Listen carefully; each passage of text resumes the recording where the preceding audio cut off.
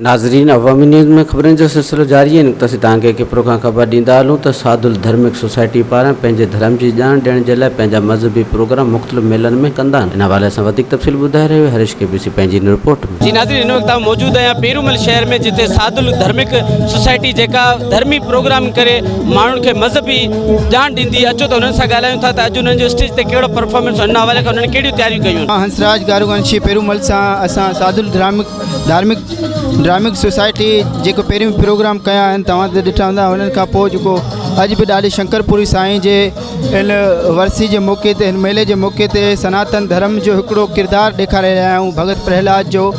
ऐं असीं उन्हनि खे पंहिंजी क़ौम खे हिकिड़ी ॼाण ॾियणु चाहियूं था त असांजो सनातन धर्म छा आहे ऐं हुनजी माना छा आहे। असां जेको आहे सादुल धार्मिक ग्रुप पेरूमल धार्मिक ग्रुप आहे।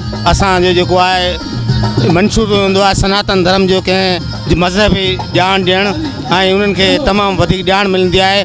असांजा प्रोग्राम जेके आहे हैदराबाद ताईं ऐं कराची ताईं थी रहिया आहिनि, ऐं नंढड़ा छोकिरा आहिनि, बालक तमामु बेस्ट प्रोग्राम करे रहिया आहिनि। ऐं असां इंसानियत जे हिसाब खां धर्म जो जेको प्रचार कंदा आहियूं। उहो ॾाढो भलो थो लॻे ऐं असां पहिरें चकर हिते आया आहियूं, असांखे ॾाढी ख़ुशी थी थिए ऐं असीं गॾिजी इहे मल्हाईंदा आहियूं ऐं के बि नाराज़ कोन थींदा आहियूं।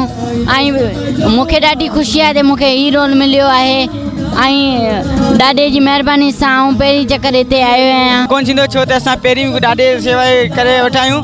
असां ॾाॾे खां गॾु पहिरीं बि असां किथे किथे कयो आहे, इन करे असांखे को बि डपु कोन थींदो। ॾाढे कृपा सभु ठीक थींदो। सादुल शेवा मंडल असां प्रोग्राम करा ॾाढो हंसराज गिर स्वामी, जयरामदास महाराज स्वामी उहे अॻुवाणी में प्रोग्राम करा पिया ऐं ॿिया बि ॾाढो सुठो प्रोग्राम हर साल प्रोग्राम कया था। ॾाढो हंसराज ऐं जयराम महाराज स्वामी, ॾाढो लादाराम स्वामी ऐं सादुल शेवा मंडल असां ऐं सिंध धरती इहे मेला हले था हर साल VIP इहे सभु प्रोग्राम करा। सदाराम शेवा मंडली जा शेवक आहियूं ऐं असांखे असांजो डायरेक्टर जेको सो आहे ॾाढे लादाराम साहब जो छोकिरो ॾाढो हंसराज राम आहे।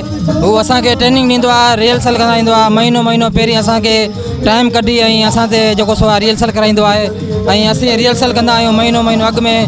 अॼु जेको सो आहे ॾाढे शंकरपुरी जो मेलो आहे। असां सदाराम शेवा मंडली जा छोकिरा आहियूं ऐं अॼु असां प्रोग्राम कयूं था हिते स्टेज ते। हिननि जो चवणु आहे त सादुल शेवा मंडली आहे जंहिंमें असीं इहे धार्मिक प्रोग्राम करे माण्हुनि खे मज़हब जी नॉलेज ॾींदा आहियूं।